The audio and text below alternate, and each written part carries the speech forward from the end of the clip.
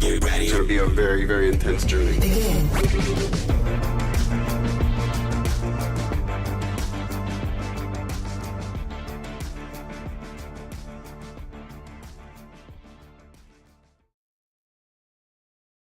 Hello, everyone, and welcome to episode 148, I think, of the Frameskip podcast.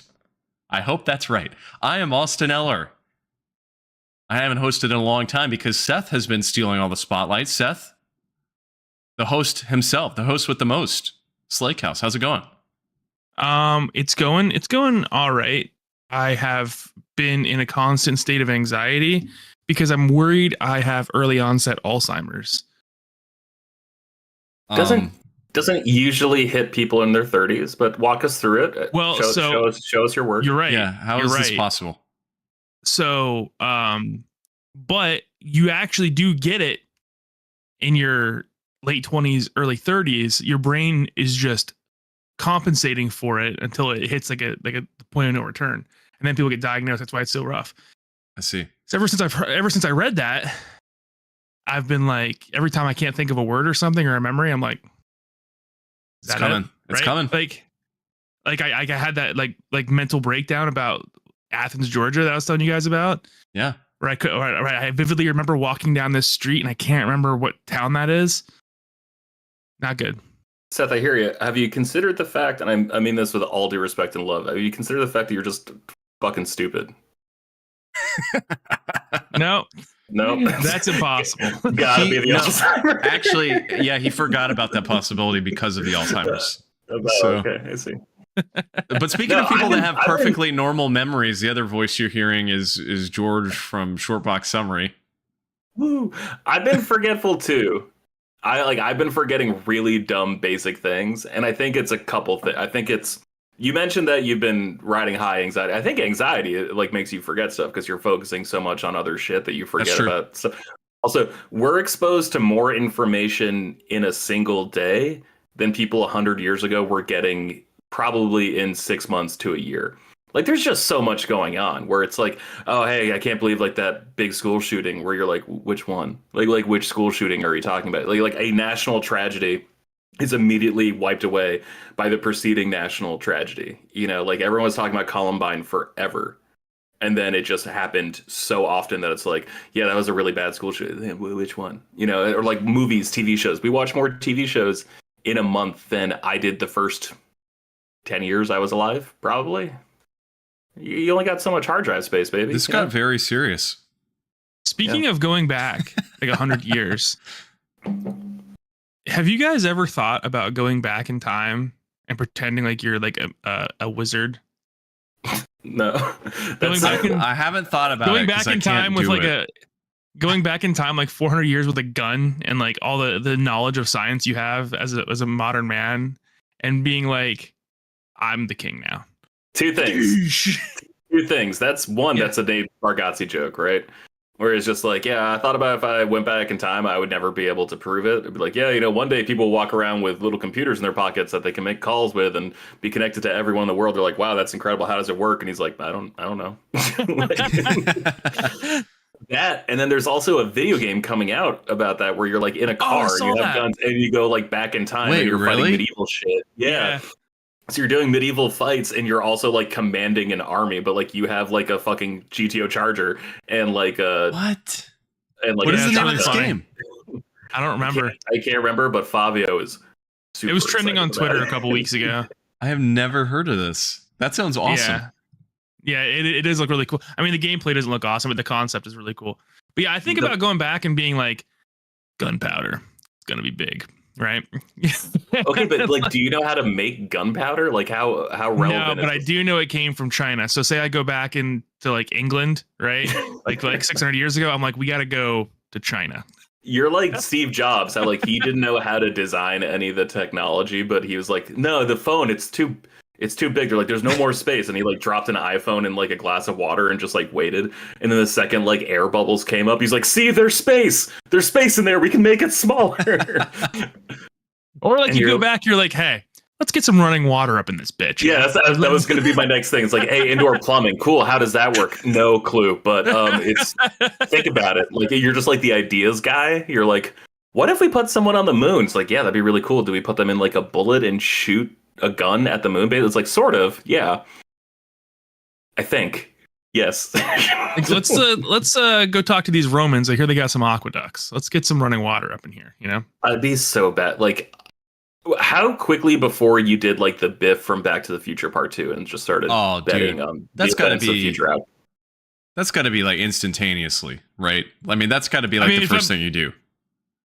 If it's like 40 years, like if I go back like 40 years, I'm like, I'm set, right? I just got to make like the first $100 and then I'm like, I'm good. But maybe that first $100 is probably gonna be a little rough. If I go back, you know, like 800 years, I got bigger fish to fry, right? I gotta find clean water. Yeah. I gotta kill the king probably and take a spot so I get servants.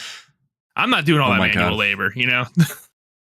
I like how you have a chance to usher in a utopia of like understanding and civil engineering, and you're like, no, I want to be the king, bitch. Like, Well, they're not going to listen to me unless I'm the king. Like, here's the thing: if I just start throwing out these ideas, they're going to think me some sort of heretic or wizard or something. They're going to try and kill me. Gonna fail, right? But they're going to be mean to me. If I'm the king, I'm gonna be like, hey, if you went back in time to like, let's say the 1300s, and you became king, would you be like, guys, I got a really good idea. What if we just put people on boats and went west? Like, what if we just did that?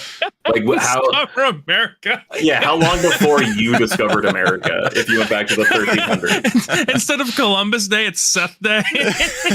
yeah, and it's just like you. Probably Like, be they a would little never better be. of a day. Well, they would never Oh be my called. God. They would never be called Indians, right? Because you'd be like, I know this isn't fucking India. I know it's not India. No, I'd pick a cooler word. I'd be like, I don't know. Tread carefully. Yeah, I don't know. Americans.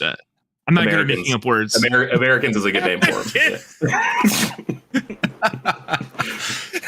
And here's what you're gonna say. You're gonna say, guys, we're gonna go over here. We're gonna take a look at these people. Some of y'all can stay behind, and you guys can start your own country, and it's gonna be better than ours. So just go ahead and do it. But in the meantime, though, keep paying me taxes. No, you I'd don't be get like, to vote. about 200 years, they're going to try and revolt. Just let them do their thing. All right. We're not Let going them to get kill in that us. fight. Let them kill us. They're on to something. Yeah. You guys are going to want to burn down the White House. Bad move. Going to tell you that right now. Also, slave labor. Just don't do it. Just don't do it. Mm-hmm. Yeah. Mhm. Just don't do it. Let's just nip that one in the bud right now. No slaves. This is a hot podcast already. I love it. But yeah, if I could go back with a machine gun, I'd be set. Ooh. Would you like try to find a blacksmith to like teach and be like, hey, I need like 800 more of these things. They're called bullets. Because at that point, I feel like it'd be kind of like Metro, where it's like the ones you find are better than the ones you make. Yeah. But you're not going to find any because it's fucking so true. 1200. And I assume with your luck, you're going to try to go back to England where they speak English, but you're going to fuck it up and you're like land in Portugal somewhere. And then you're going to try to make the Portuguese learn English, and it's just not going to go well. Well, once I ran out of like bullets that I brought back with me, I'd probably convert to like muzzle loader type firearm, because we used to reload shells for the shooting competitions I did. The hardest part wouldn't be like the bullet or the casing or the gunpowder. It'd be getting the primer. Just primer's the little exploding caps in the back of the gun. Yeah, shell. it's probably mostly magnesium. I think you're good. You know what you should do? You should study where magnesium mines are, wherever you plan to go back in time to. And Get some slaves. So Mine Oh, God, magnesium no. mines. no, Oh, we no. already Nope. talked about this. Oh, we Fuck. talked about that. That's right. Sorry.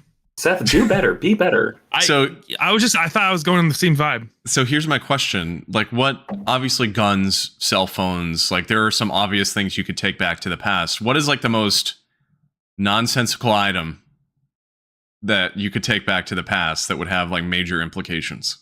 Seth would That bring is some not porn. like an obvious, like a laptop or Seth guns. would bring some Oh. porn so he could crank it. Something that would be like a game changer would be like a pump, like a small pump, right? Like a water pump. I like that. Check this out. I like that. What about like a bicycle? You just like introduce the Bicycle. concept of bikes to people 800 years I before they like were supposed that. to be around. That's nice. I don't know. A Like grenade. what if you went back in time and you just completely removed a dependence on carbon, like fossil fuels? I don't think you could. Like, our whole technology is based on a fundamental like carbon system right now. I hear you, but also like you're telling me in the past 200 years we haven't come up with something better than the fucking combustion engine. Like this is fundamentally the same thing that they were using in the 1800s in the UK. Like, come on, man. Like, we've got to be better than that. It's been 250 years since the Industrial Revolution. We can do fucking better. Sure, but I know how to make a combustion engine. I mean, I not know how to make one, but I can like By hand. lay out like the theory of it, right? I can't lay out the theory of an electrical engine. I fucking know how those things work. That's what the bike's for, dipshit. Like, go back and just teach them about chains and pedals. It'll be fine. Okay, here's what I'm going to do. I'm going to take back a spork, and we're going to change the history of the human race, and the spork is going to become the dominant utensil moving forward. So that's what I'm going to do. I mean, realistically, the thing to take back that would just like fuck everything. I would be like a history book. Yeah, Right? true. But then you're in a trap because then you're like an asshole who's fucking with the time continuum if you don't do everything in the book. And it's like, hey man, there's just a chance to do better. Let's be better. George, I'm pretty sure the second I go back and kill the king, it's over. Like we're in a whole new timeline. Not really, man. Like kings die all the time of like dysentery or whatever fucking weird inbred disease they got because That's like, what their they mom is say. also That's their what they say. cousin. But what if Seth actually killed these kings? That's the rumor. That's the rumor that the king of Barcelona, like the reason they speak with like a lisp in Barcelona, Spain, like it's not Barcelona, it's Barcelona. And the reason, like the rumor I've heard, and it's like urban legend at this point. I'm sure there's a way to check it. I never have, just because I like this story so much. But everyone started speaking that way because the king had a lisp, and they just thought like they were being polite, talking like their leader. But the king had a lisp because he was so fucking European royalty inbred, you know. That is just like, oh, he just like couldn't develop a speech pattern. I'm not trying to make fun of people with lisp, by the way. But that is just like the story I heard about this particular Barcelonian king. Is it really Barcelona? Yeah, they pronounce like every C or S they pronounce like with a lisp. Oh, that's how they pronounce it. Okay, Yeah. I thought you were saying like, that's actually how it's supposed to be pronounced. I mean, in Barcelona it is, but everywhere else in Spain does not speak like that. So they call it Barcelona, and then everyone there calls it Barcelona. This podcast went like 0 to 60 in a span of 10 minutes into like We talked about the school most shootings, intense We rabbit talked hole. about school shootings, regicide. I believe that's what it's called when you kill a regicide. king. Right? You got it. The #1 video game regicide podcast on the internet right now. Nice. Pretty soon we're gonna rank video games where you can kill the king in them. I'm sure there are many. Halo 2, when you jump on the chair and start punching the prophet of truth to death. That's up there. Well, what's going on, guys? It's been a couple weeks. Last week we were going to stream, but Battlefront 2 came out, or Battlefront 1 and 2 came out, the collection, and absolutely sucked. So we did not end up streaming that. I didn't even buy it. I pre-ordered I it, did. and then I canceled the pre-order and refunded. I did buy. I pre-ordered it on PlayStation. I downloaded it. It was a really small file. It was like 14 gigabytes the night I got it. I immediately started playing it. I thought something was up. I didn't even try to play the multiplayer. I didn't want to play the multiplayer. I really just wanted to go in and do like the story for Battlefront 2. And Yeah. I mean, honestly, I never had online growing up. So like, I never think of those games as online shooters. Right. And so I just wanted to mess around, do my instant action, do my galactic conquest. I knew something was up when I downloaded it, and the menu for selecting Battlefront 1 or Battlefront 2 looked nothing like any of the review screens I've seen about downloading Battlefront 1 or Battlefront 2. I played for probably 4 hours. I got a quarter of the way, halfway on some of the trophies, because I really wanted to be one of the first people to platinum it. And then I downloaded, there was a 17 gigabyte update that came out the next day, and I was like, fuck, that's bigger than the game. That's not a great sign. But hey, maybe this will fix things, because I heard that the multiplayer is pretty bad. Downloaded it. It completely corrupted all of my save files that I had for both Battlefront 1 and Battlefront 2. So I had to start completely over, lost all my progress towards my trophies. And then the game actually looked worse and ran worse. Although one thing they did, the AI was such a bastard on the first version, and then the AI was immediately behaved more normally, because I have hundreds of hours into the original Battlefront and Battlefront 2. Like, those are probably my most played games from high school. Right. And it got to the point where like the backwards compatible version on Xbox was just like better of both of the games. It was just straight up better than this remastered port. Aspire has been porting games for 25 years. I don't understand how they're still so fucking bad at it. I just don't get it. I have a theory that this was like not on purpose, but they knew they could get away with it. Dude, they released the game with servers that supported 200 people on launch. 200 for a Star Wars game. I mean, like, arguably the most popular Star Wars games of all time. Yeah, they definitely knew that was not going to fly. And I think they were just like, all right, well, whatever. We'll release it. These idiots won't get refunds. We'll get our money. We can add servers later if they don't get over it. That's kind of how I feel. That has to be the only solution, or the only explanation, because how else did they think that was going to happen? You know, I don't know. Yeah, But not only that, I heard that even when you did get into a game, it like didn't work at all. It was there's a rubber banding and lag. That was horrible. I don't know. I played a couple matches. It's still not awesome after the update, and I saw like some optimistic post from PC Gamer, and I'm like, fuck you. Like, don't talk about it like that. Like, these guys, like, I understand it's hard to do a game, right? Like, I understand it's hard to make a game. I understand it's hard to release a game. I understand it's a expensive endeavor and all that shit. I get that. But, like, there has to be some kind of standard. There has to be some kind of expectation when you tell me that you're releasing a game, especially a game of this magnitude, a game of this reputation, a game of this stature. Like, there has to be some kind of bare minimum that we can agree on, and they couldn't meet the bare minimum of expectations. Like, they should be fucking embarrassed. I can't believe that even for half a second, people thought they were going to remaster Knights of the Old Republic. Like, we were making fun of that when it was announced at that Sony press conference, right? Like, in December 2 years ago. Even then, I'm like, yeah, they're really good at bringing Star Wars Empire at War from PC to Mac 10 years after it came out on PC. They didn't bring the expansion, and they never made that available. So there's just like a third of the game is just not there. But like they're good at that. And like all I can think about is, did you guys ever see that movie Out Cold? No. There's one scene where like this dumb guy is like trying to give advice, and the guy is just like, hey man, like, if I want advice on how to get the resin out of my bong, or like what's a good Planet of the Apes film, like I'll come to you, but like I'm not going to take romantic advice from someone who can't spell romantic or advice or bong. Like I refuse to do that. And it's like these guys are that fucking idiot from that movie. Like,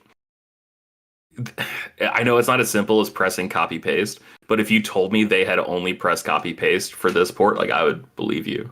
Like it was laughably bad. Dude, it's these crazy. are the same guys. Sorry, go ahead, Austin. No, I was just going to say it's crazy too, because like they have such a long track record, George, and I didn't realize this until the other day, and I've got this pulled up now again. They've been around for like almost 3 decades at this point, working on porting stuff. They started with, I don't even know this game, Bonk Heads back in 1997. And every year since then, they've had like at least 5-6 games that they've ported, and starting in like the mid 2000s, it got to like 10 per year. And I mean, I've known Aspire since I was in high school. Yeah. Like I got a MacBook Pro and I bought Empire at War because I could finally, like, I never had a PC. I could finally play that game. Even recently, I didn't realize they did this. That Lara Croft Tomb Raider 1 through 3 remaster that was like pretty highly praised. That was them, and I didn't know that. And that was like a bit more than a port. I mean, that was like more of a, you know, a full on kind of not remake, but an HD kind of upgrade. And so, point aside, what I'm trying to get at here is this team's been around for nearly 3 decades. I just don't understand how you can see something like Star Wars Battlefront. Obviously, that's going to be like a massively hyped release, and then just completely botch it in every single way. And I shared something with you guys a couple days ago, it might have been last night, about how also, on top of this, apparently some of the content in the game was literally straight up ripped from community mods that was taken without those modders' permission, or, you know, there was no credit at all for that. And to the point where there are glitches that were present in those mods that are now present in this HD upgrade. So it's very clear that those mods, you know, the code for those mods are in this without credit. So there's some weird stuff with this. I don't exactly know what happened here, but like, this has got to be one of the most botched launches I've seen, I guess, really since like Cyberpunk, maybe. I mean, I think I would at least Cyberpunk was playable, right? Yeah. On like in some way. This, Yeah. I from what I've seen, is like pretty much unplayable.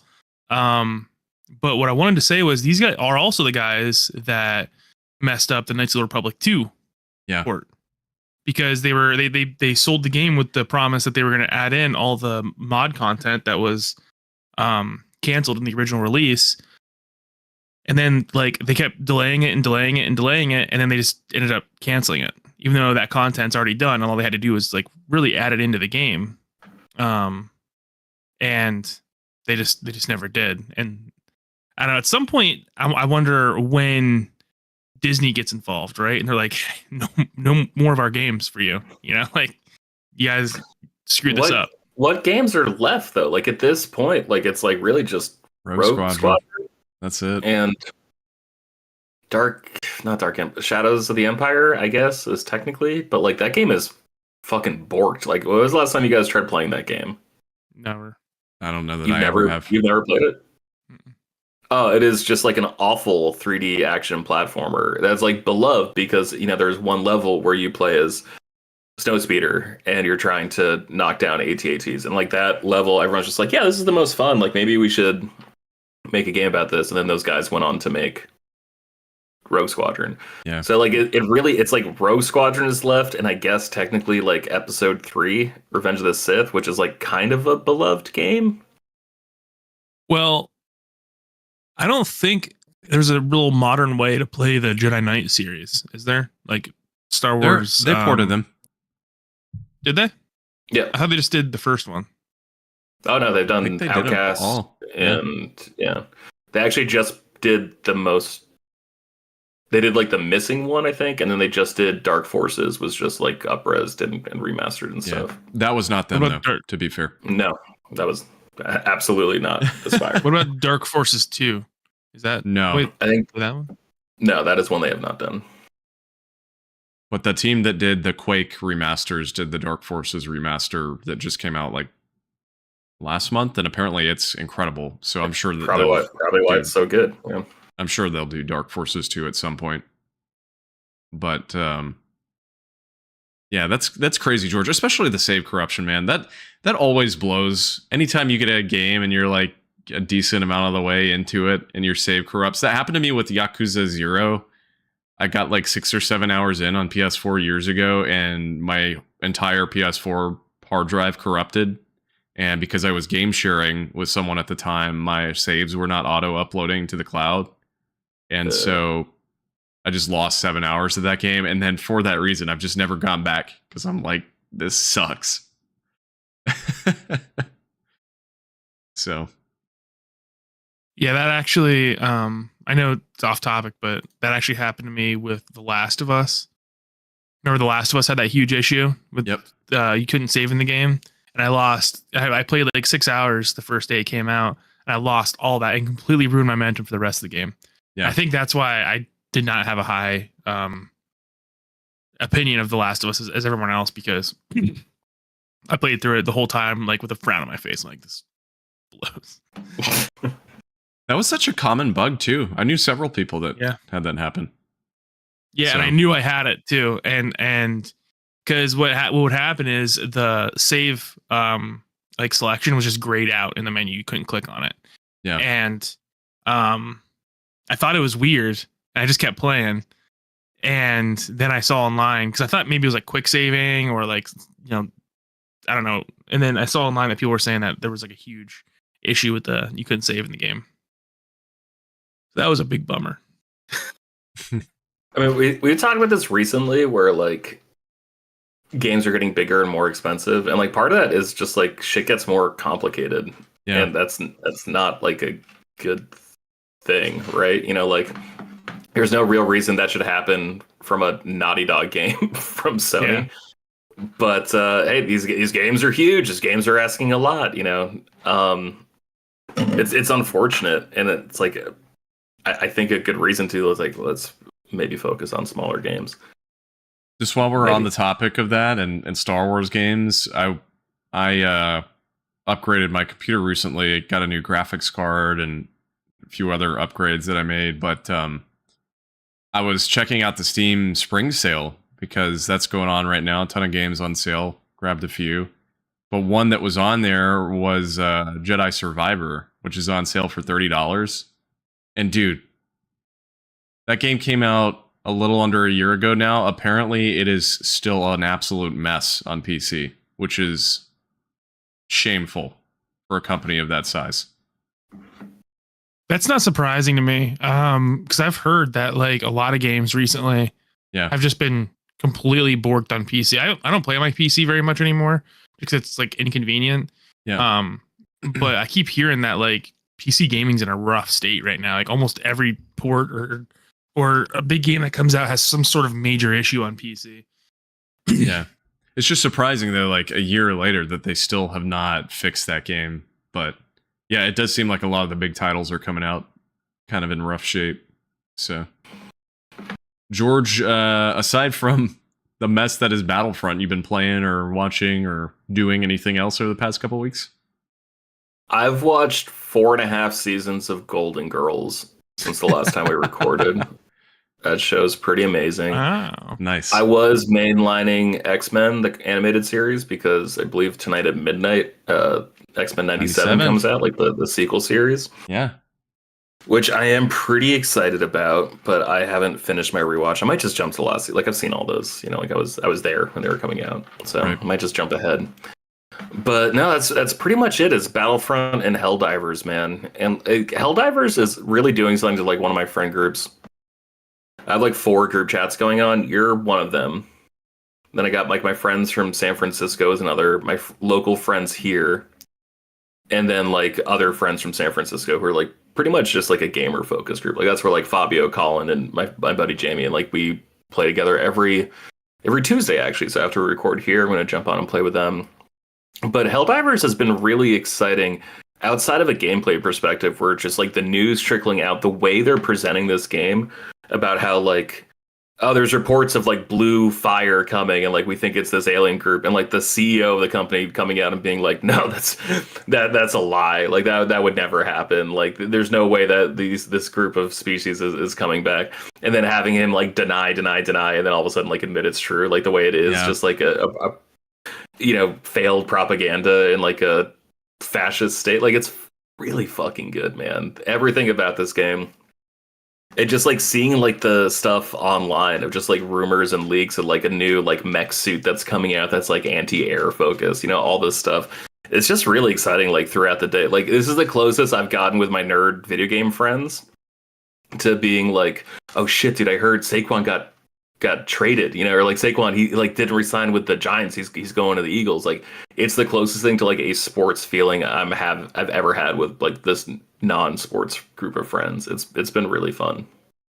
Yeah, it is. It's really, I would say, I don't know. It's sort of like a culture phenomenon, right? Like it's one of those like special games that kind of just takes people by storm, and everyone's talking about it. And dude, they're doing everything right. The way they're introducing stuff into the game, the way they're like not saying things, and they're leaving the community to like speculate about it. They're doing everything right. They're keeping like the mystery going, and like, you never really know when something's gonna drop. Super cool. I can't wait to get back to Helldivers once I beat Final Fantasy.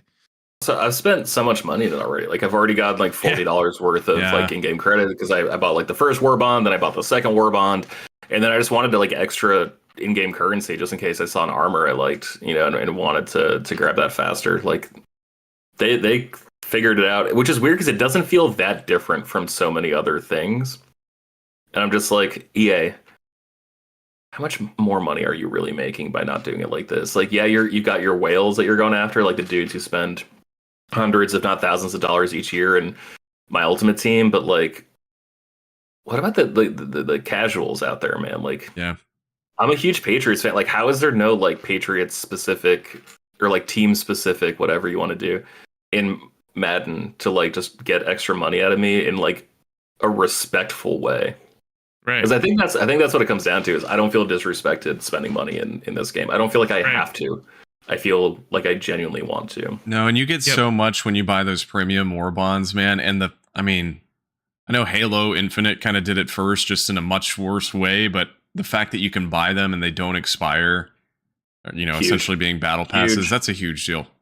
And I've bought both of them, and I'm like you, George. I've bought some of the credit for use for purchasing the other armor pieces and whatnot, and certainly I think a lot of it, to me at least, justifying it, of course, is the fact that it launched at $40. But I don't know, man. That game is excellent. I will say this. I've been playing some here and there. When we built did our PC upgrade, we bought Helldivers on PC so that the two of us could play together, her on PC and me on PS5.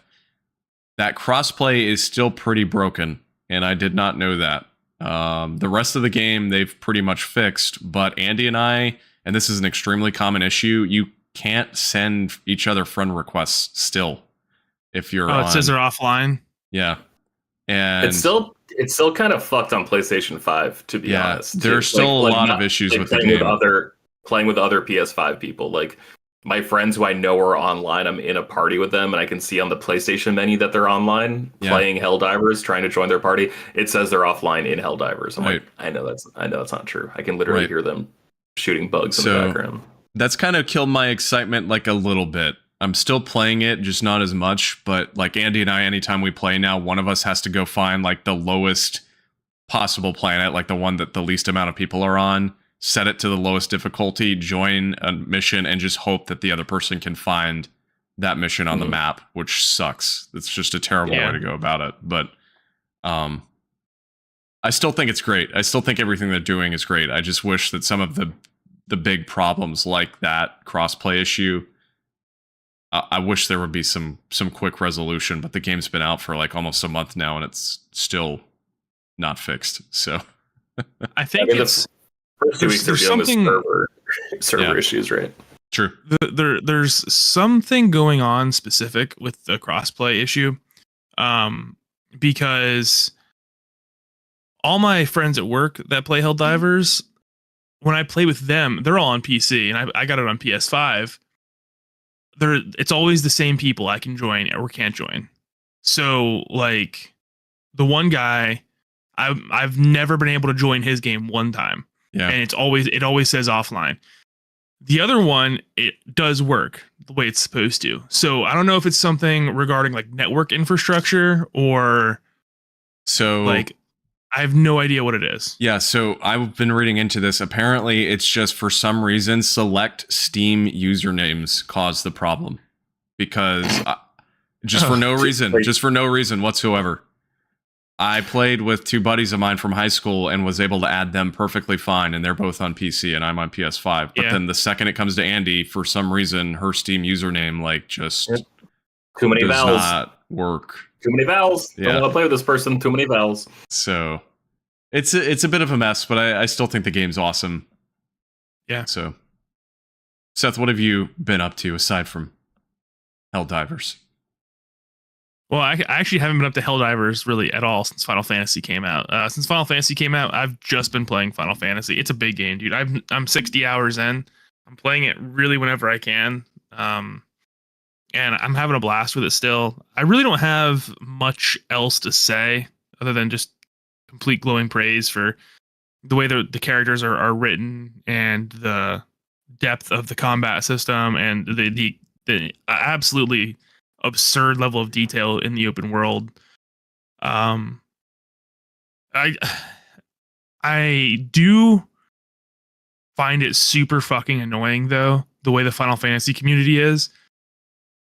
And I will even go as far to say as I hate them because they always have something to complain about, dude. I'm so tired of the Final Fantasy fans online. I am a huge Final Fantasy fan, right? Like I love this series. It's probably my favorite series of all time.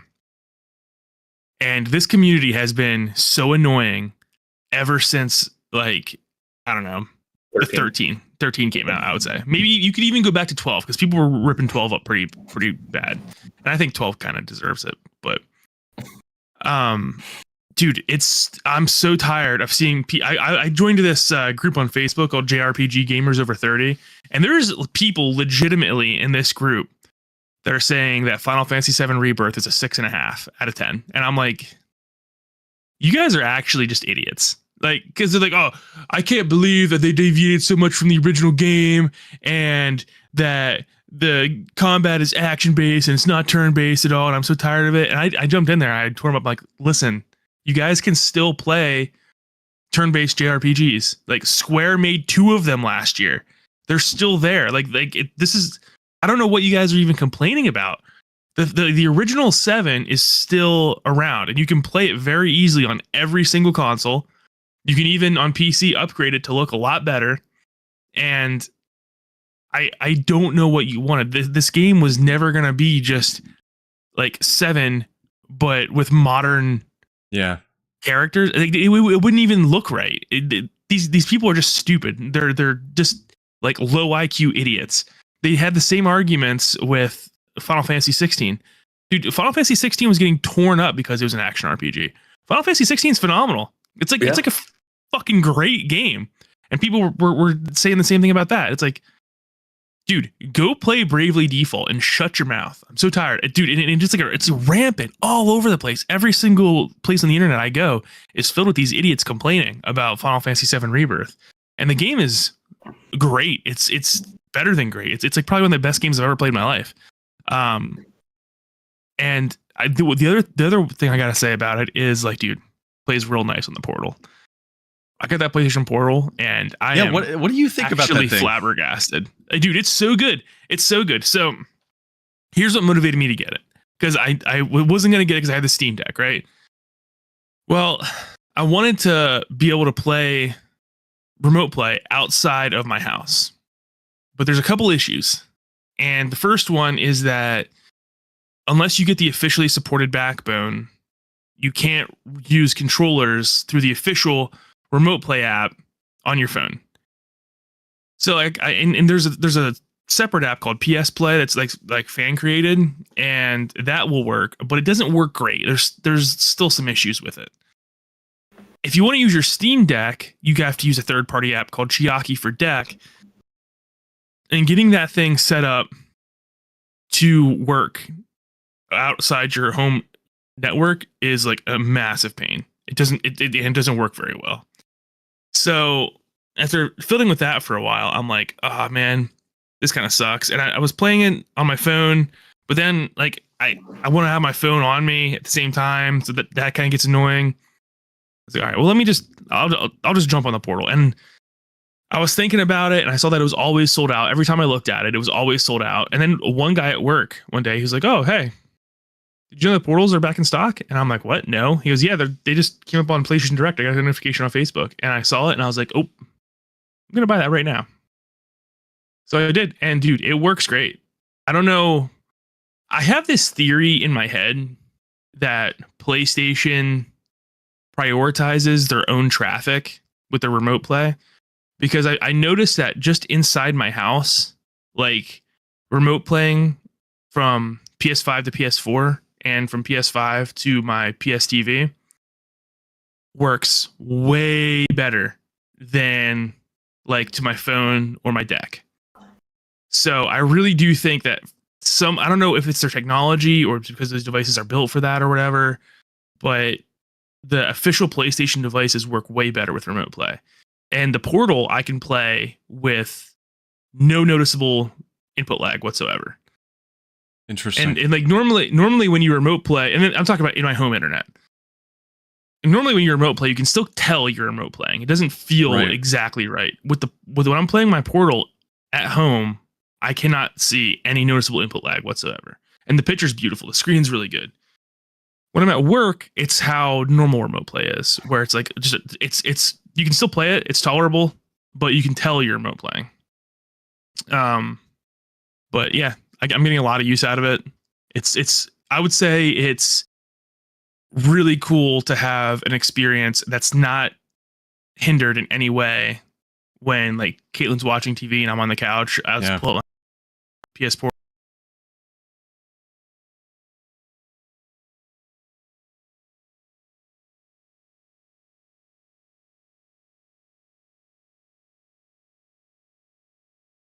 Seth, hold on a second. We've got like an audio issue that just started. Okay, I think we're good again. Yeah, I mean, but that's really all I had to say about it. It's really, really good. So Andie hooked up her AirPods and it like suddenly connected to the computer, and you went dead, and you were in her ears instead of in mine. So, oh no. But yeah, that's interesting though, because you know, when the Portal first came out, frankly, everything I saw was like people crapping on it. Yeah. And then over time, I'm seeing more and more people essentially saying what you're saying, which is that it's like actually a really good piece of hardware. The IGN review was really positive, and that made me in particular really happy because Seth Macy reviewed it. And Seth Macy lives like 2 hours away from me, like in Maine.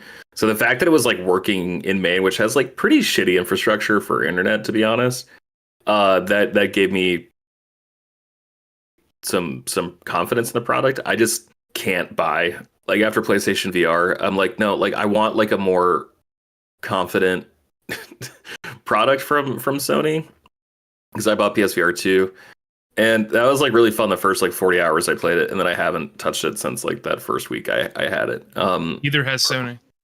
Yep. What do you guys? No, I'm aware. What do you guys on that topic? What do you guys think about that thing from Bloomberg that came out saying that Sony's apparently stopped all production on PSVR 2 because they've got such a backlog of units?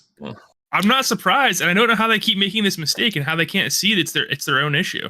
Yeah, you know, it's very interesting.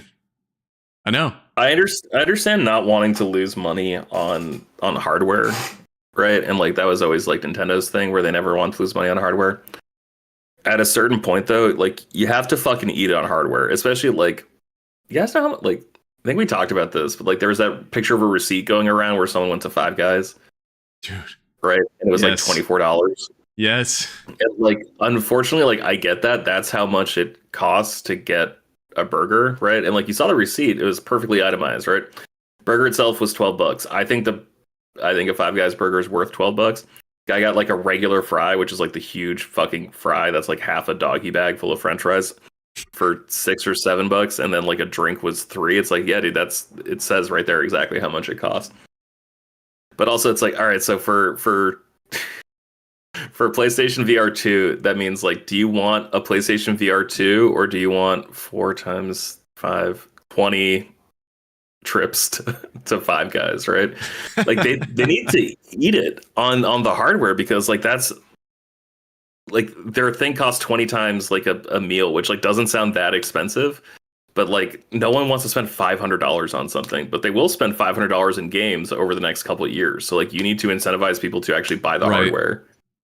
Well, and I still think the problem is with that whole setup is the fact that you have to pay $500 for the PS5, and then on top of that, another $500 for the PSVR, and that's just so cost prohibitive for most people. And then like $70 for the charging dock, you know? Yeah.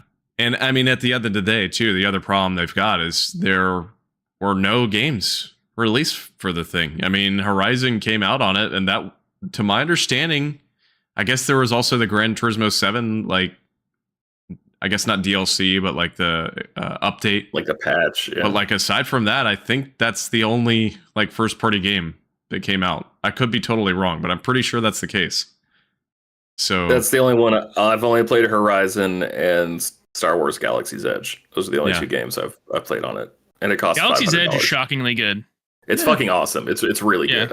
I'm not shitting on that, but I'm just saying, like, man, kind of wish there was more than 2 games I was like amped to play on this $500 device. And then I know there's some still, pretty good third-party games on it, but at the end of the day, the PlayStation ecosystem is all about like the big, awesome exclusives. I mean, that's what's always driven it. And both times now with both of these things, they have not supported them.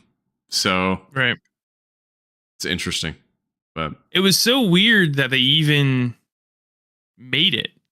Right after the failure that was the original one, and then they're like, all right, let's make a new one. And well, the original one wasn't a failure, though. Well, like okay, I guess it wasn't, but it died really quickly, I think, and they didn't really support it very much. Yeah, I don't know. That's how I felt anyway. I it felt didn't like really get too many games, reason. in my opinion, for first party perspective, at least. But. Yeah. As far as go ahead. Wait, can we go back like 4 points that we were talking about? Yes. I want to talk to Seth about I got a Final Fantasy thing. Okay. So people were dogging on Final Fantasy 7 for in your 30 over 30 in JRPG shit group. Yeah. It sounds like a great place, by the way. You should shoot me an invite. So people were shitting on Final Fantasy for making the jump into like action. But you're right. Square is still releasing classic turn-based JRPGs. So I wonder, like, how come? Is it Capcom who does Yakuza or Sega? Sega, right? Sega. How come? Okay, so like I know they've made the switch basically, and Yakuza is now like a turn-based RPG, right? Like that, or at least like turn-based combat. And then everything, like the action game that was Yakuza, became Judgment. Yeah. I haven't seen a single goddamn person complain once about that. I'm sure they're out there. I'm sure. I don't mean to discount any annoying corner of the internet. I'm sure it's there.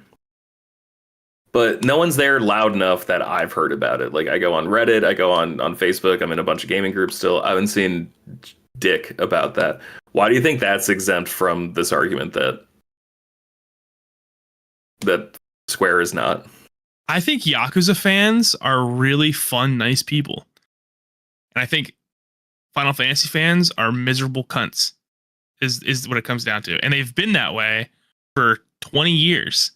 Dude, I used to make fun of, like, there's probably old content, old podcasts. I used to make fun of these people that were, like, begging Square Enix for the Final Fantasy VII Remake because they would dislike every video. They would, like, throw hate comments in every post because in 2006, Square made a mistake and showed Final Fantasy VII in HD on the PlayStation 3, right?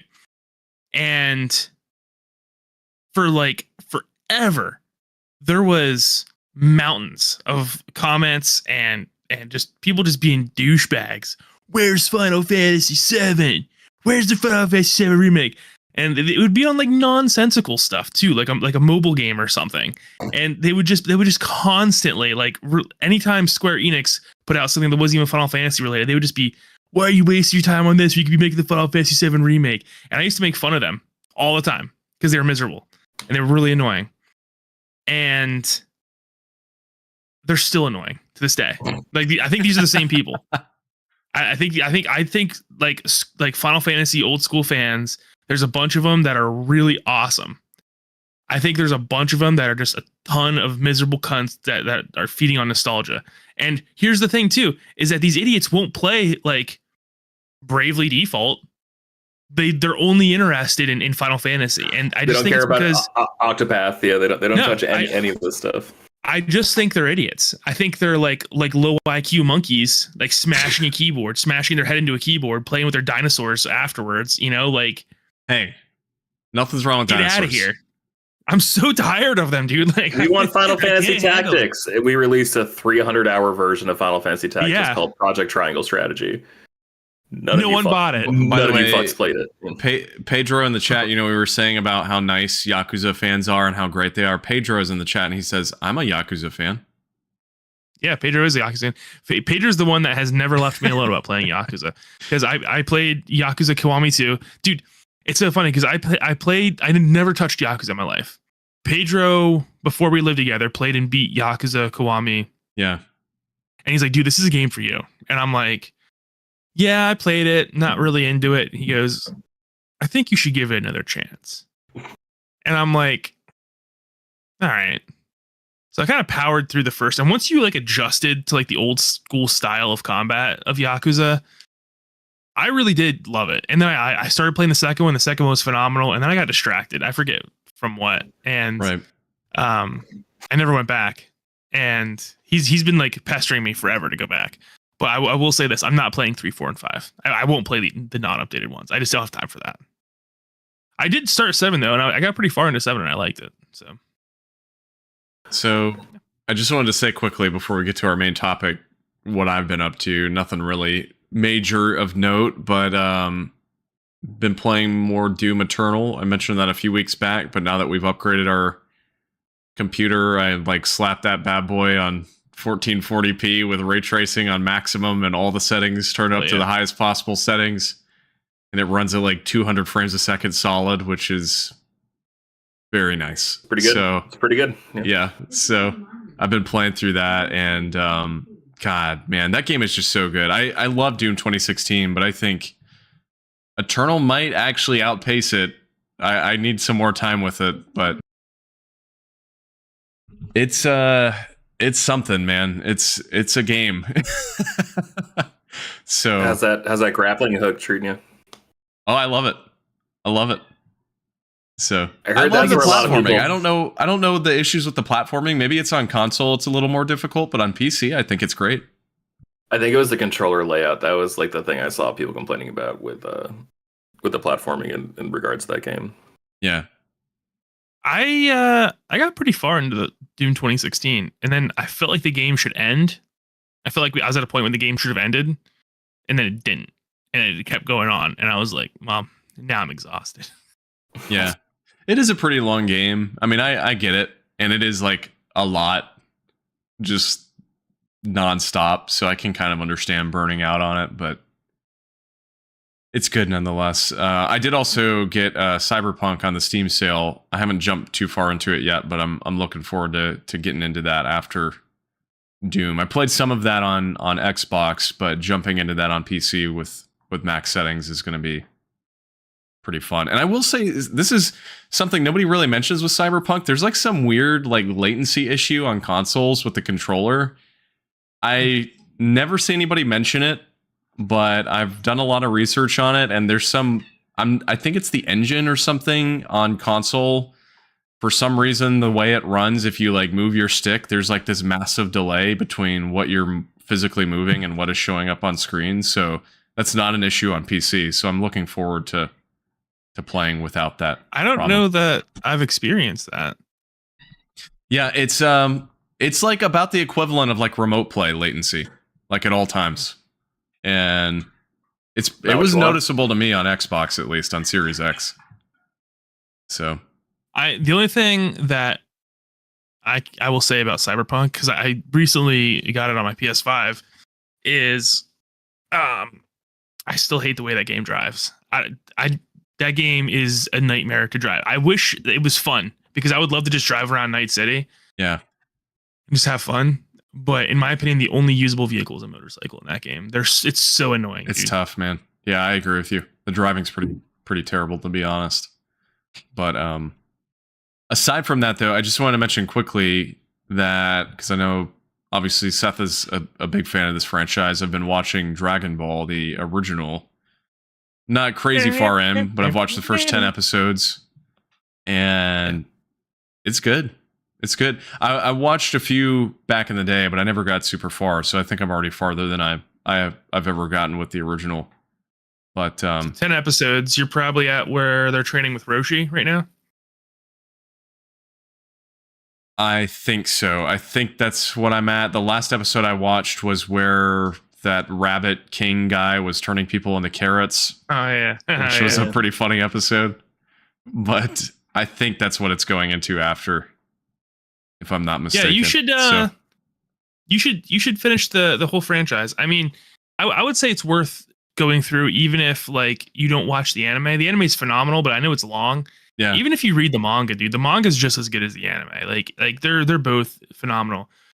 I did find a holy grail, though, that I forgot about until you just talked about this. So when we were kids, Funimation, when they dubbed Dragon Ball Z, they added this awesome techno metal soundtrack from Bruce Faulkner. Yeah. And it like was really good. It set the tone perfectly. Changed the complete like tone of the series, because the original series has like this like goofy kind of Japanese soundtrack that I don't really think fits. It sounds like a 70s anime. Like it sounds like something ancient when it's in Dragon Ball Z. It's kind of weird. Yeah, and because Dragon Ball Z is way more action packed and darker than Dragon Ball. So for some reason, when they redid Dragon Ball Z and made Dragon Ball Kai, which I think is superior, they took out that soundtrack and put in the original one. Well, I found a man, and this is like a big debate online. This is for years, right? Like people are like, "Oh, I missed the Falconer soundtrack," and people are like, "No, this is the original tone." It's like a big fight. But I found a guy who went through single scene by scene and replaced the Japanese soundtrack with the Bruce Faulkner soundtrack, and it is awesome, dude. It is that's really phenomenal. Intense. Yeah. And he's done almost every single episode of Dragon Ball Kai, and he gave me the link to it. Obviously, he can't release it, because it's the second he puts it out publicly, like Funimation's gonna like beat him down. Or I guess Sony, swat him. Yeah, I guess Sony now, but I've been watching that, and I'm like, this is dope, dude. Because Dragon Ball Kai cuts out like 200 episodes because it cut out all the filler, so it moves through a lot faster, like in the way it should. But there is some unfortunate losses with like the Garlic Jr. saga and stuff. Yeah, that was one of them. I was reading some people say like watch Kai, but then there are a few filler arcs you should probably still watch, and that was one of them that was like constantly mentioned. So, yeah. Well, like it was great for Gohan, great for Piccolo, because that's like when Goku was absentee dadding it. I mean, I know he was flying back from a destroyed planet, whatever. But no, I fucking love the Garlic Jr. saga, man. Also, you're gonna be so bummed out. Have you seen all Dragon Ball Z, Austin? Awesome. I have never seen past the Cell saga. I've watched up to that point through the finale of the Cell saga, but never further. Okay. One thing, like when I rewatched Dragon Ball recently, I was just so bummed that like Dragon Ball Z didn't spend more time in like world tournaments. Yes. Like that shit in the original Dragon Ball is just so much fun. It's awesome. Yes. Yes, I agree. The world tournament is the best part of Dragon Ball. And it's weird because they make the games called the Tenkaichi series, right?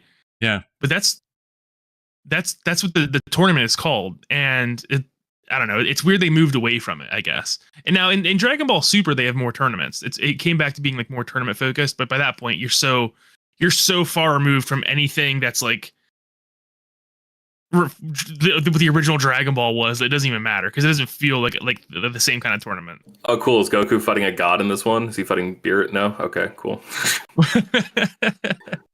Yeah. Oh, God, that shit's really good. Also, I forgot, man, the Sandland demo came out on PlayStation and PC and I assume Switch, but I don't know. Meant to download that. Probably going to download that after we finish recording here and check that out. Yeah. I downloaded it on Steam. I didn't really have time to play it, but I'm hearing some good things. So, and I think that did the anime just come out today for Sandland? That I don't know. I'm pretty sure it did. If not, I'm not it's familiar soon. with that series at all. Yeah, they made a short like 12 or 13 episode anime to coincide with the release of the game that like covers the whole thing because it's like a very condensed manga. Like there's not much to it, and I'm pretty sure it came out like today or this week, but I'll have to look at it. So there's Pedro put in the chat. He's Yamcha fan club president. There is this amazing, because you guys know like Yamcha's like a running joke in Dragon Ball, right? Yep. There's this like amazing, because he used to be a serious like contender for one of the strongest people in the show. Yeah. And in Super, they're like going around recruiting their team to go into like this universal tournament.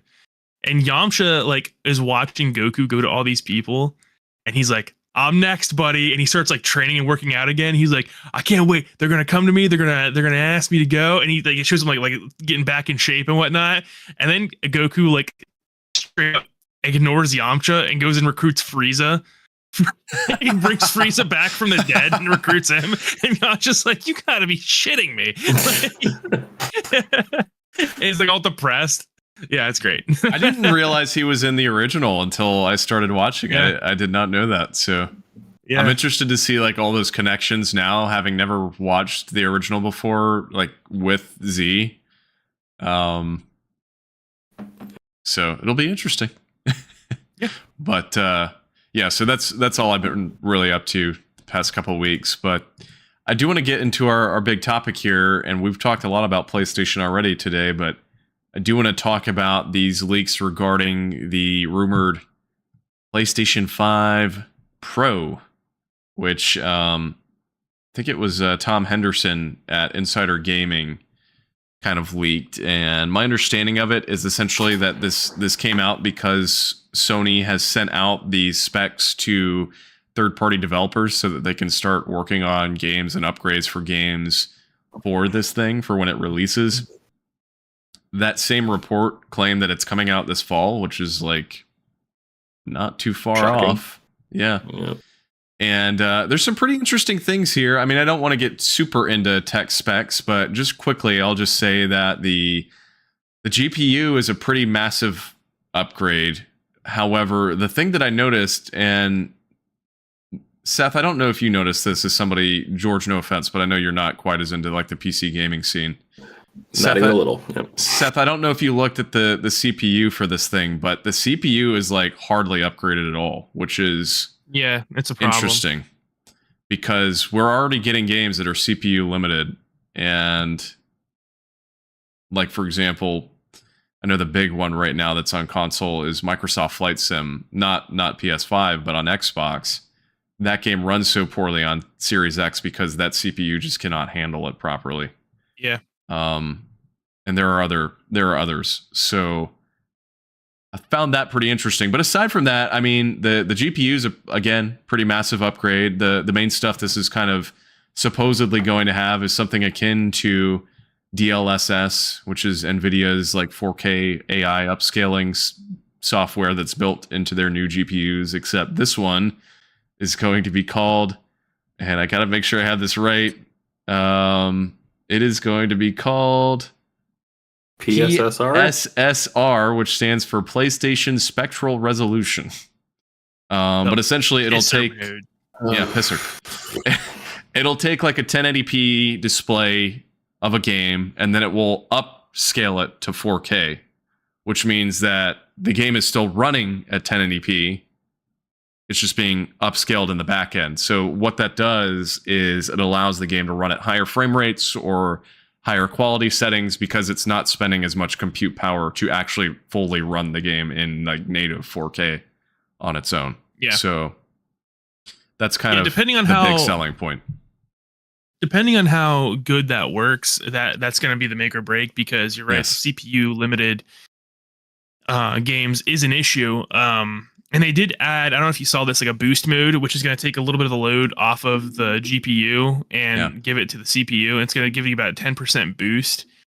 So this is kind of a bummer for me because I was definitely looking forward to this. But most people are in agreement. This is going to be more of a resolution.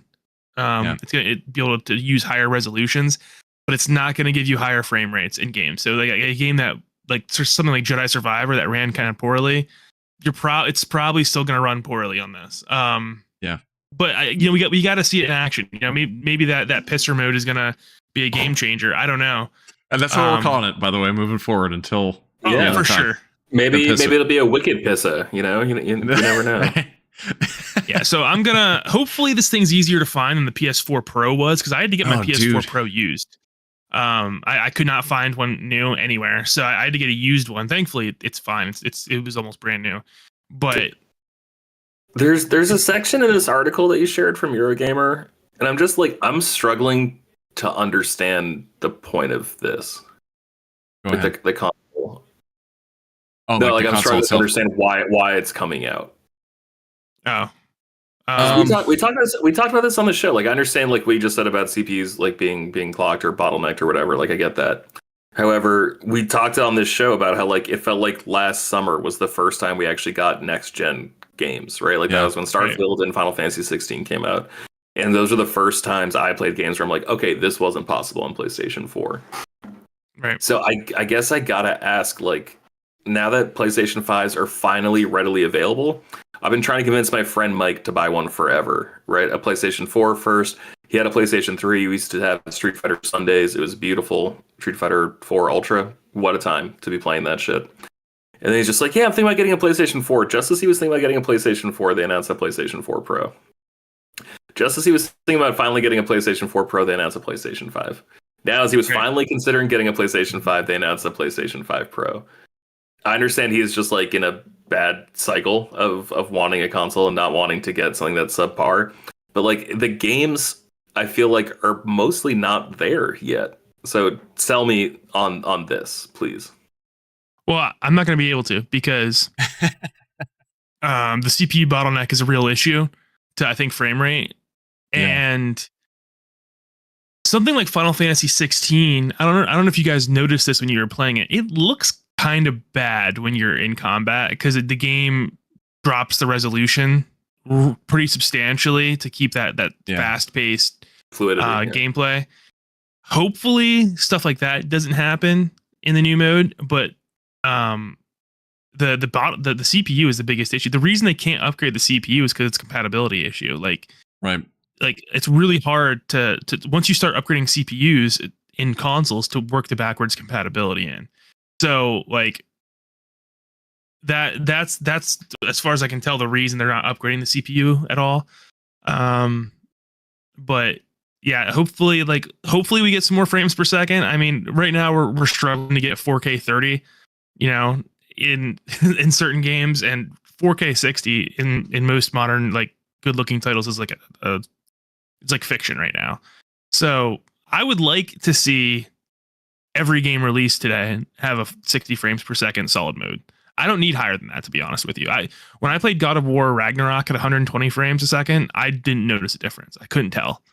But from 30 to 60, I can tell. Yeah.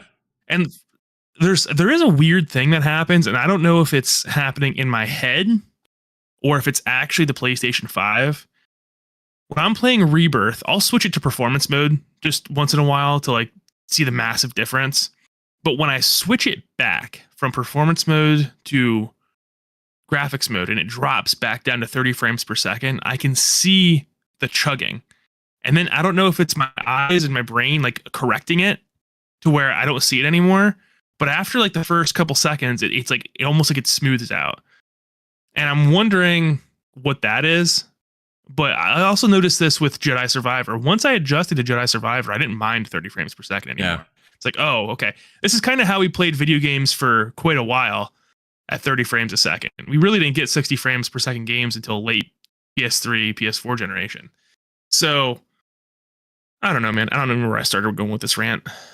But you were trying to explain to me why this is I don't necessary. think it is. Okay. So I would say it's a really important upgrade if we were going to get higher frame rates out of it. And if that pisser mode gives us higher frame rate, I'm all for recommending this to people. But if we're not pissing strong, dude, if it's like a weak stream, what's the point of pissing? Yeah, exactly. If we're just like squeezing one out before bed, I'm not into it. I understand like you're totally right, Seth, as far as the CPU. Like they definitely didn't just straight out upgrade it because of the compatibility. I mean, that would certainly cause issues. And frankly, the second they do that, by all means, it's essentially just a new console generation, to be honest. Right. So I somewhat get it, but at the same time, like if you can't upgrade the CPU, what's even the point? To be fair. And if we're already seeing so many games that are limited by the CPU, but you're right. Based off this article from Eurogamer, it essentially sounds like, if anything, we'll see a resolution boost and then like maybe some slightly better looking games as far as like textures if the GPU has more VRAM or anything of that sort. But when it comes to like frame rates, it sounds like it's not really going to change too much, which is it's just like it is weird. We're used to like marginal improvements with hardware, right? Like I'm not talking about like mid generation refreshes. Like from the DS Lite, actually let's go back from the DS to the DS Lite. I'd say no improvement, right? Like games didn't run better on the DS Lite than they did on the DS. To the best of my knowledge, they didn't. No, your hand probably hurt less because the DS Lite felt better than the there was no DS. difference. But like and then I think with DSi and DSi XL, like I think there was like a slight bump, right? But then like 3DS to 3DS XL, there wasn't like a performance enhancement. Yeah. And then PlayStation 3, when they went from like the fat to the slim to the super slim, it was just like hard drives, right? Like it wasn't like a nominal improvement. And then same thing with 360 when it went from the original red ring to the slim. There was nothing there. And then when it went to like the E model, right? Like the one that looked like the Xbox One, that wasn't a better 360. It was just like, I guess, a more reliable 360. So I guess I'm just wondering, like, this feels kind of gross now. And like, I can kind of understand and excuse it from the PlayStation 4 era, because like that was when 4K started becoming like a really popular term. But like the fact that 4K TVs like still haven't proliferated throughout the country and like they're already talking about 8K, it's like, whoa, buddy.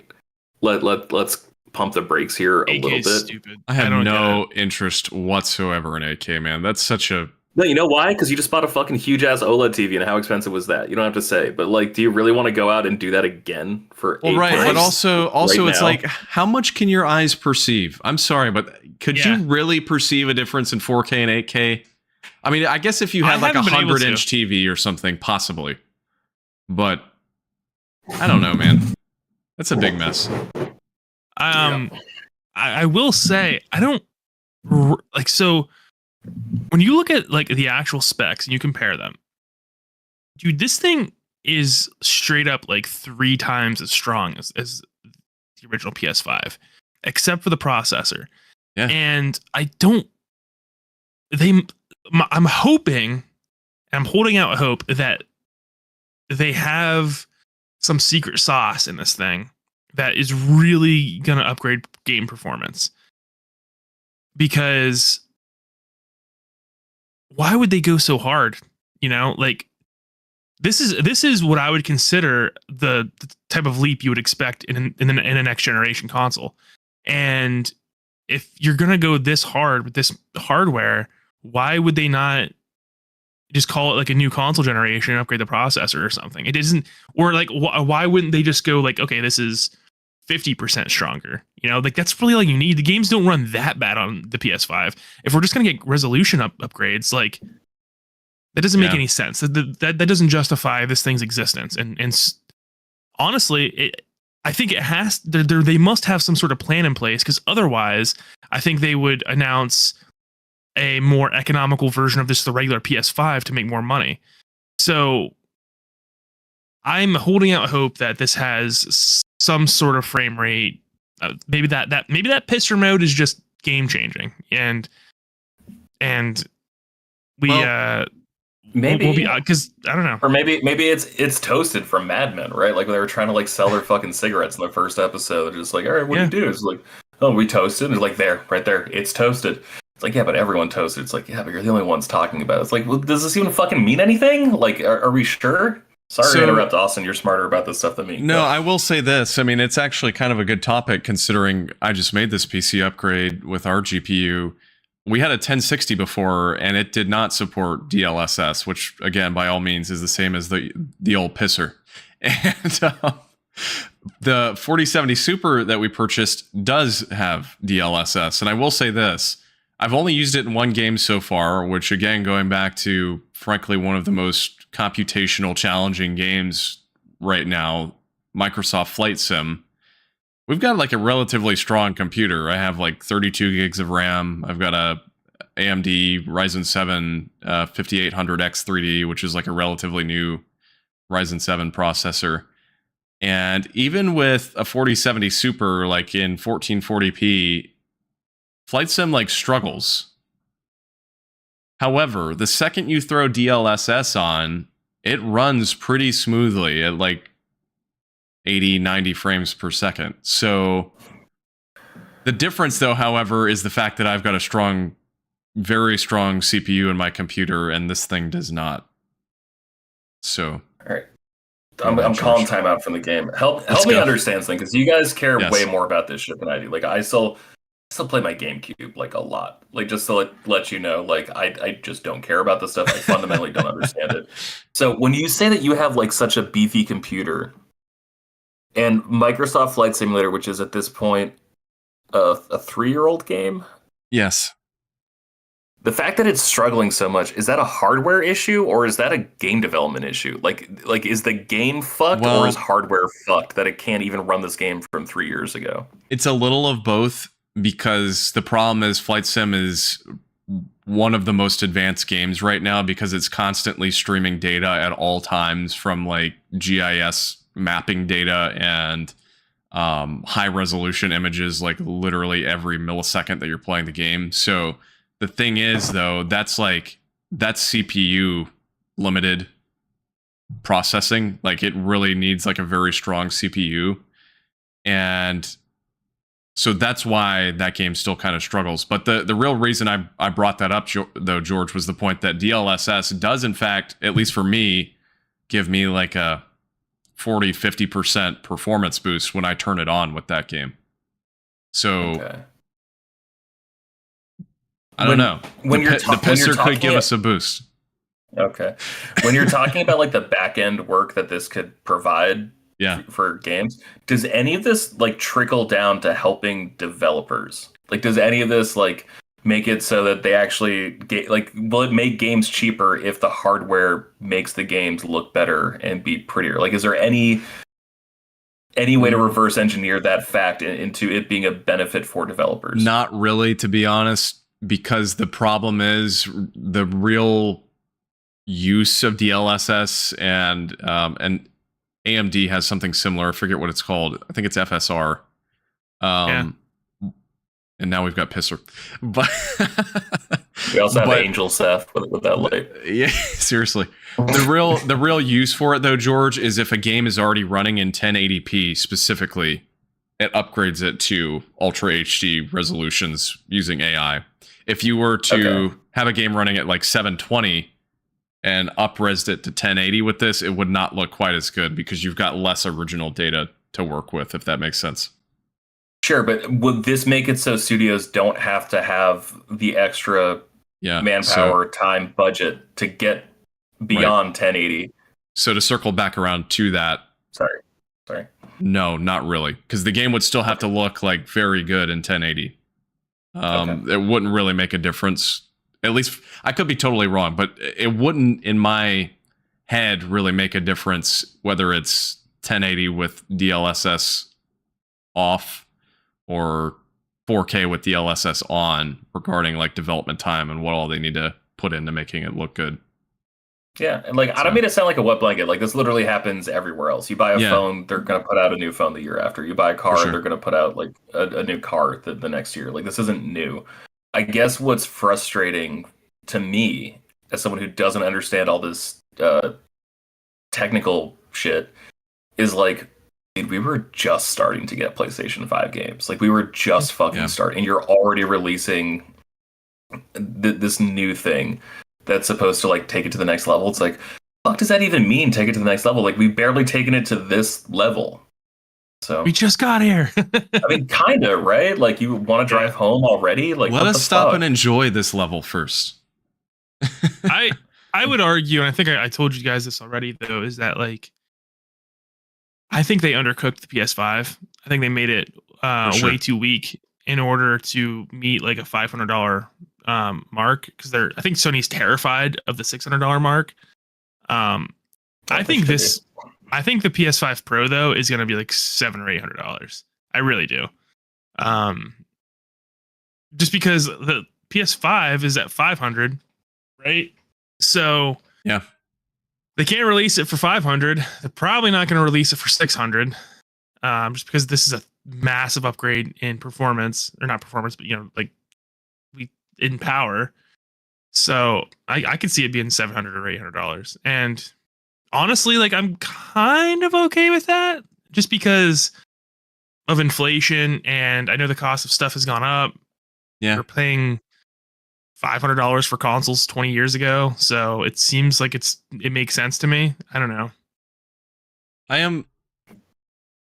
I do agree with you.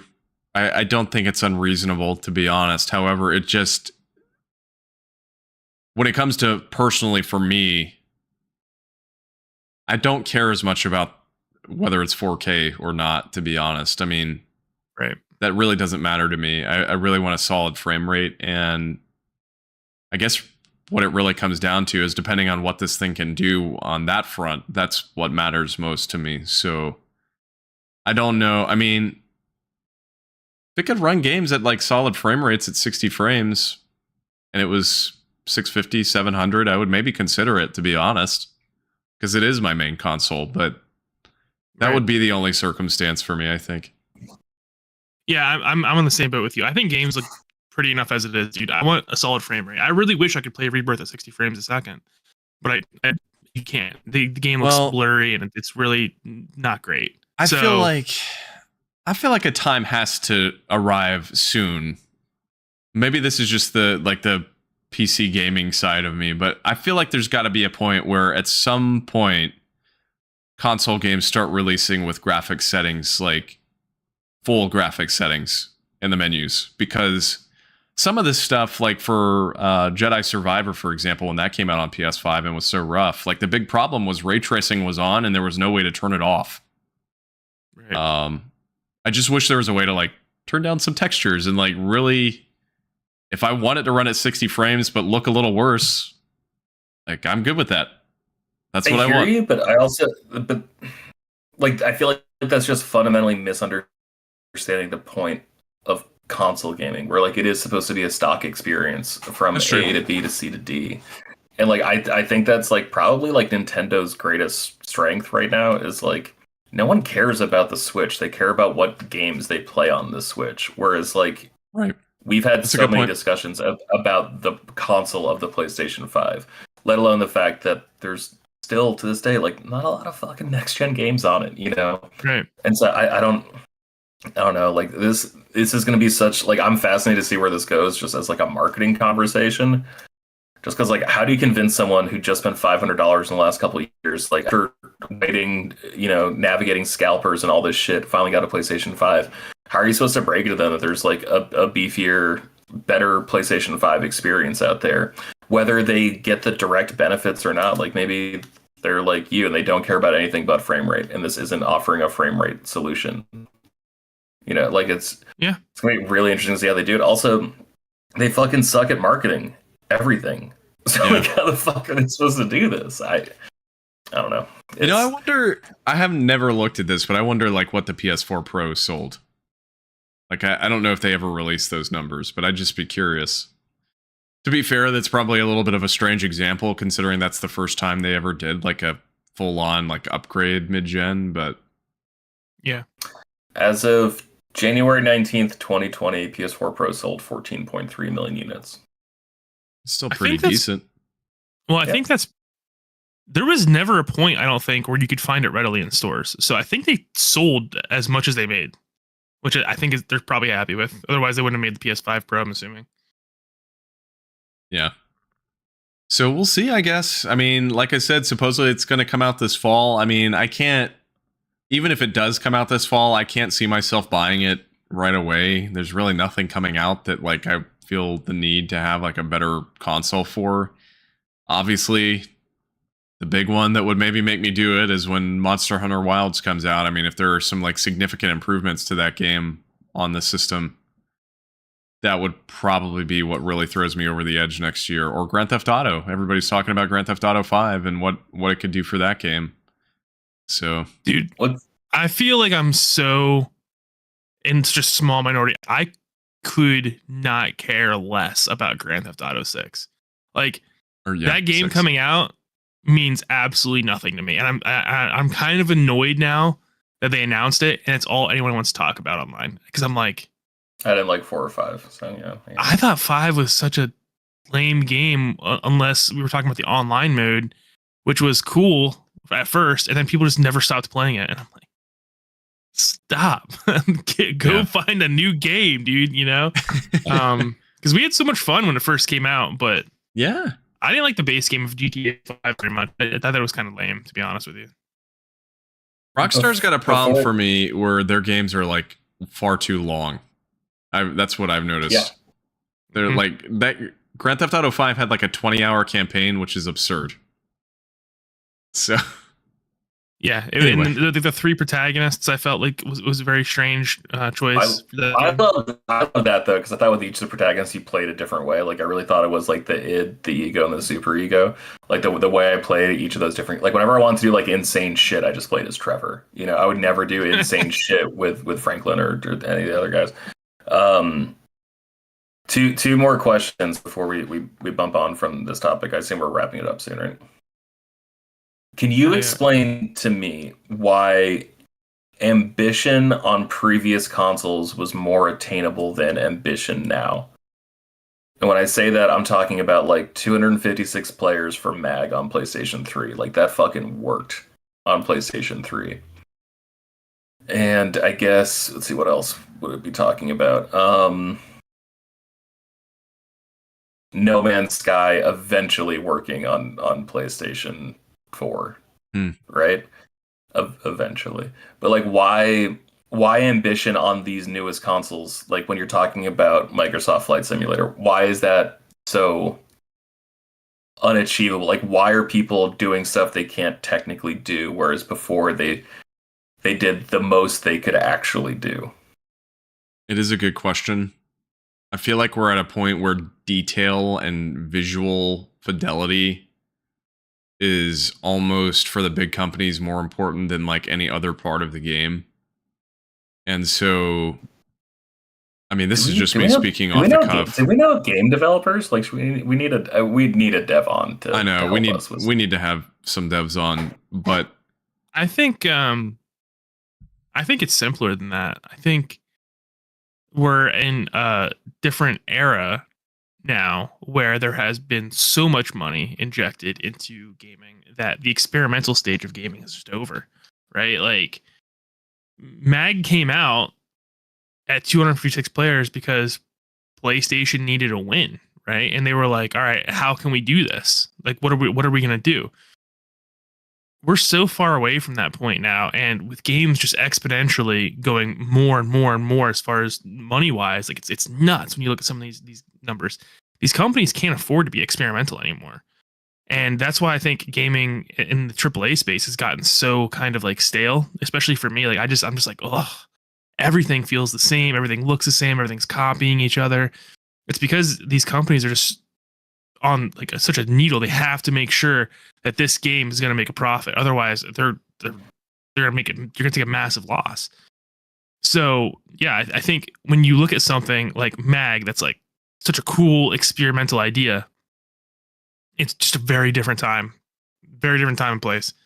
And I think that's what it really comes down to. I think you could still see some of that stuff like that in like, you know, the indie space or, you know, some of these smaller games. They're doing like really cool stuff, but in the AAA space, man, it's like, I don't think you're going to see any more like fun, cool experimental games from big developers.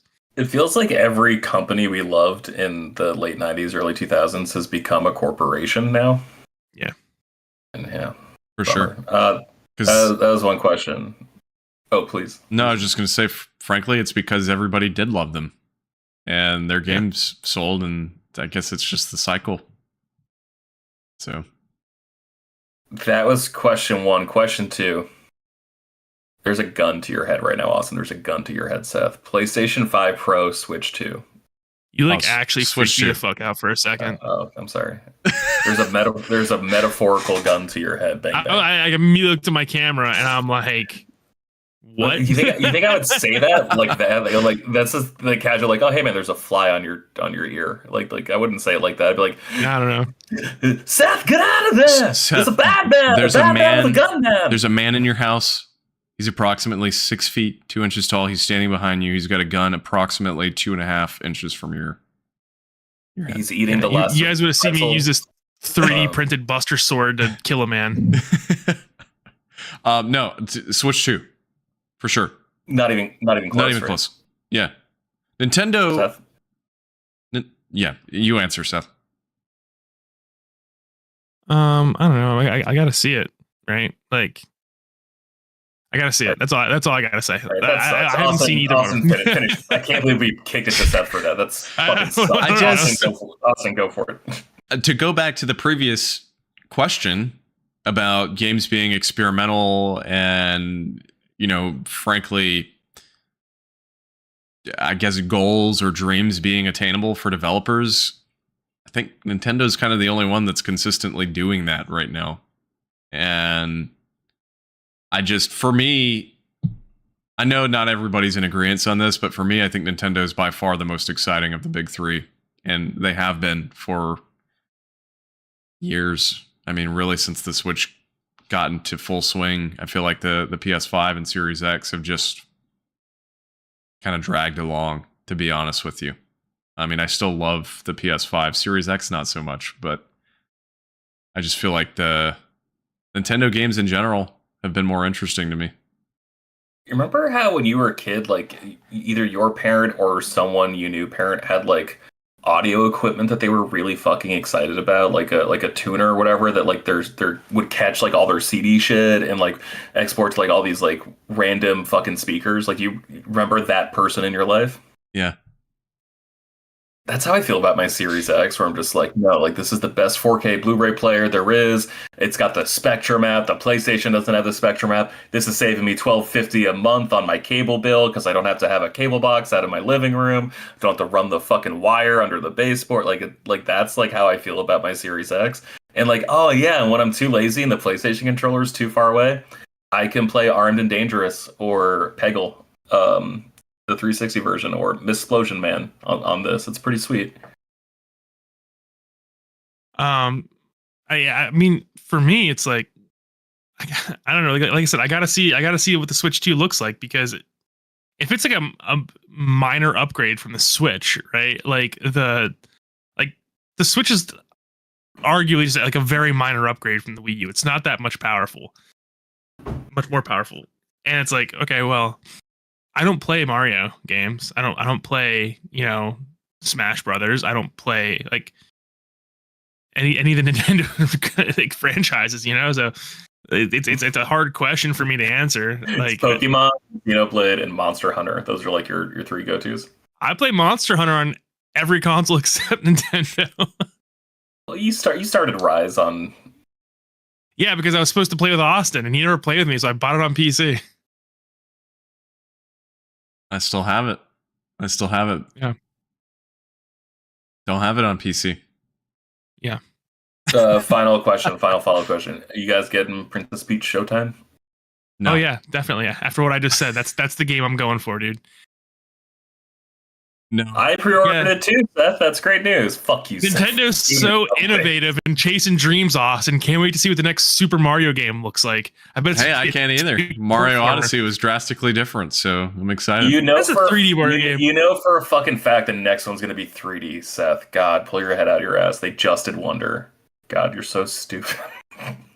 Yeah, I guess I'm so dumb for thinking Super Mario Wonder was a little similar to the last Super Mario game. Whatever. I feel like I'm taking crazy pills when people are talking about Super Mario Wonder being that amazing. I'm like, yeah, it's pretty fine. Yeah. I'm in the same boat. It was okay. Honestly, Mario vs. DK, whatever, that one, like that game is so much better to me than Mario Wonder. Pedro said new Mario game. He's an actual plumber. Dude, that would be such a funny idea. Like it's like plumbing simulator, but it's Mario on Nintendo consoles. That would actually be that's a banger idea. Brilliant. We don't PvP by Mamma Mia. We've never seen him at his day job. He's been too busy killing Koopas for 30 years. Has he been paying union fees this entire time? or like was he kicked out of the union? Who knows, dude? He probably can't do plumbing work because he's not in a union. I will say this. As excited I am for the next Switch, after upgrading this computer, I said this to you guys over text the other day, it makes me want a Steam Deck a little more, because now that I've got Steam Deck's great. The games on here, I'd love to be able to just play them on the go and then send my save over and play them in better quality over here. Yep. And it just works, dude. And it's so good. Steam Deck's so good. It's a very novel idea. So, yep. But I love my deck. You love your deck. Okay. Play with my deck every day, dude. Well, soon you can play with your deck and you can enjoy a little bit of pisser. So. Yep. Yep. How many terafloppies is your deck? I don't know. You gotta get a floppy deck? Floppy deck? Yeah, sometimes. Full flops? Sometimes. All right, guys. I guess we'll wrap it up there. Anybody else have anything they want to add that's not sexual in nature?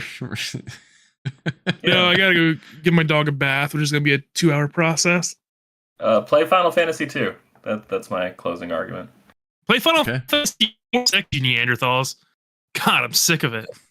Play the Sandland demo. Yeah, you fucking punk. Hey, I want to say this while we're talking about Sandland before we wrap. Here's my final comment for you. Andie and I went and watched, because they brought it back in the theaters for 2 days only, End of Evangelion in the movie theater over the weekend. Okay. George, you've seen this movie, right? Sure have, yeah. You know how it starts, right? Fucking goonin', yeah. Seth, do you know how this movie starts? The iconic sequence? Famously, yes. Of course, it comes on. You just hear groaning in the crowd and people that start like chuckling and laughing. And I'm like, some guys started clapping. And I was like, this is the only way you could watch this scene in a group setting. If I remember correctly, 'cause I fucking hate Evangelion. Doesn't he pull the cover and her titty flops out? Isn't she 14? That's right. Yeah, but he's 14. Canonically 14? He's 14. Okay. Just wanted to make sure that like did they censor it at all, or are they still just still full thing? It's still out there. Wow, I can't believe they're still doing that. Pretty amazing. Good for them. I mean, he's 14. She's 14. There's also, to be fair, they're 14, but there's also a sequence later in the movie where like a grown ass woman kisses the 14-year-old for like an extended period of time, like straight up on the lips. So that was. I mean, weird. This show isn't about how awesome humanity is. Just so we're clear, right? It's not like look at everything we're doing. Look at everything we're doing. How terrible everything is. Yeah. I get so annoyed. at mecha anime because I just want to see giant robot battles. I do. That's all I care. I swear to God. That's why I loved Iron Blooded Orphan so much, because there's so many more like robot battles in it.